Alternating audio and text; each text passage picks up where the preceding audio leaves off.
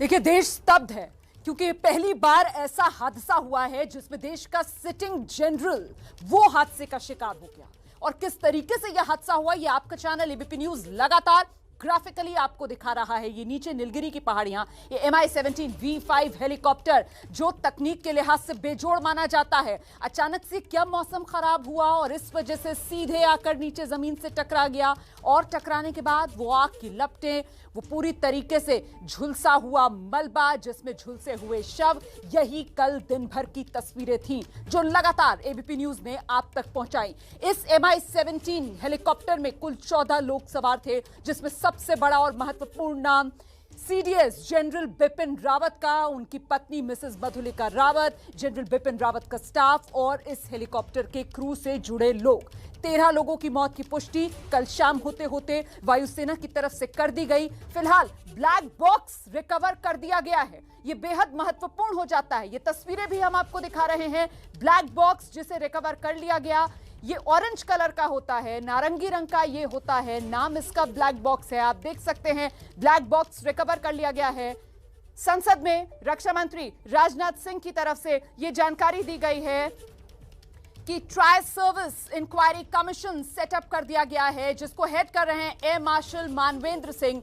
तो अब इंतजार है इस इंक्वायरी कमेटी की रिपोर्ट का, ताकि वो तमाम सवाल जो इस वक्त इस हादसे को लेकर खड़े किए जा रहे हैं उनके जवाब मिल सके। बिल्कुल रोमाना, और हमारे साथ इस समय पूर्व पायलट विपुल सक्सेना जुड़ गए हैं। हम उनसे ही जानेंगे कि ब्लैक बॉक्स से क्या क्या राज निकल सकते हैं। विपुल सक्सेना जी, ब्लैक बॉक्स यानी अंतिम क्षण तक जो बातचीत चाहे पायलट की ATC से हो रही हो और चाहे जो लोग उस विमान में सवार थे उनकी आपस की बातचीत हो, ये एक बहुत अहम जानकारी मुहैया कराएगा ब्लैक बॉक्स। जी रोमाना, ये ब्लैक बॉक्स जो होता है, इसका नाम ब्लैक बॉक्स होता है, पर ये ऑरेंज कलर का इसलिए होता है कि चाहे वो ज़मीन पे क्रैश हो या सी के अंदर क्रैश हो, ऑरेंज कलर को आइडेंटिफाई करना बहुत इजी होता है।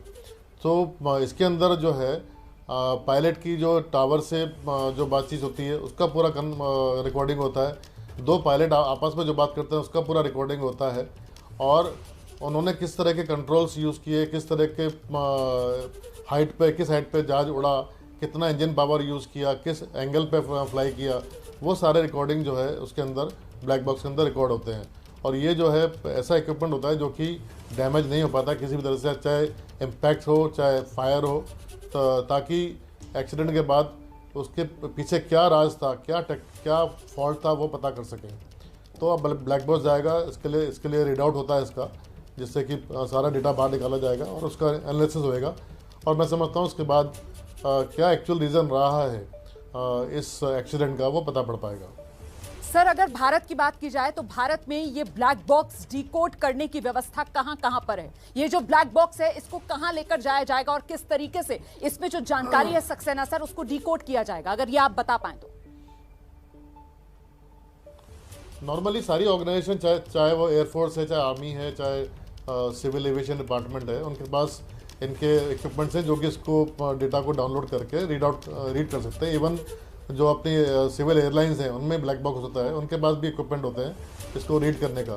पहले करीब 25-30 साल पहले बहुत रेयर इक्विपमेंट होता था, बट अभी सबके पास ये इक्विपमेंट है।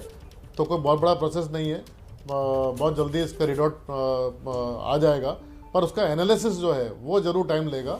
उसके लिए पूरी टेक्निकल टीम बैठेगी, पायलट्स की टीम बैठेगी, और तो ही उसका कंक्लूजन निकल पाएगा कि व्हाट एग्जैक्टली हैपेंड। बिल्कुल। विपुल सक्सेना जी, मैं आपसे ये भी समझना चाहूंगी, इस समय सोशल मीडिया पर एक बाढ़ सी आ गई है और उसमें कुछ इस तरीके के दावे भी किए जा रहे हैं कि जो हेलीकॉप्टर का जो टेक्निकल सिस्टम है उसको हैक किया जा सकता है बाहर से बैठकर। क्या ये मुमकिन है? नहीं, बिल्कुल मुमकिन नहीं है। It can not be hacked. और ज़्यादा सवाल है, स्पेशली ये जो ऑपरेशन था, ये पूरा बहुत ही हाई प्रोफाइल ऑपरेशन था, VVIP ऑपरेशन था, और इस तरह के ऑपरेशन की तैयारियां बहुत पहले से होती हैं और बहुत स्ट्रिक्ट सर्विलेंस के अंडर में इसकी तैयारियां होती है। उसके लिए पूरी गाइडलाइंस हैं कि जहाज को किस किस स्क्रूटनी के अंदर जाना है, टेक्निकल स्क्रूटनी के अंदर जाना है, इवन इसका फ्यूल की स्क्रूटनी होती है। इनफैक्ट इवन जो क्रू उसको हैंडल करेंगे, जो पायलट हैंडल करेंगे, उनका पूरा बैकग्राउंड चेक होता है। बहुत सारी चीज़ें हैं जिसकी जांच की जाती है, उसकी पूरी गाइडलाइंस हैं। और मैंने समझता हूँ कि इतना हाई प्रोफाइल ऑपरेशन में कहीं ना कहीं सेबोटाज का कोई एंगल हो सकता हो या किस तरह का कोई आई मीन हैकिंग का कोई इशू हो सकता है।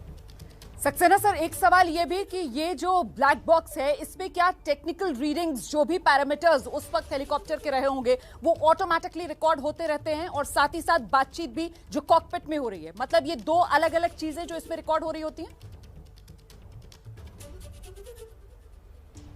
आपकी आवाज क्लियर नहीं, जरा दोबारा बोलेंगे? सर, जो टेक्निकल पैरामीटर्स हैं वो इसमें ऑटोमेटिकली रिकॉर्ड हो रहे होते हैं और साथ ही साथ जो बातचीत कॉकपिट में पायलट को पायलट में हो रही होती है वो भी रिकॉर्ड हो रही होती है। जी, दोनों चीज़ें रिकॉर्ड होती है।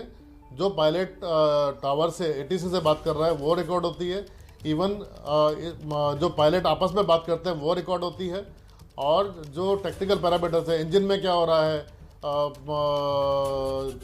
जो कंट्रोल्स हैं उसमें क्या हो रहा है, किस एंगल पे फ्लाई कर रहा है, किस हाइट पे फ्लाई कर रहा है, किस टाइम पे कौन सा पार्ट का एयरक्राफ्ट का यूज़ हुआ या कौन सा इनपुट पायलट ने दिए, वो सारा इसमें रिकॉर्डिंग होती है।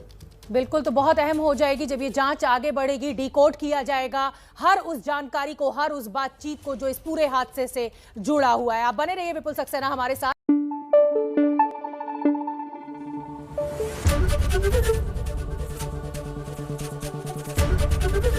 एबीपी न्यूज आपको रखे आगे।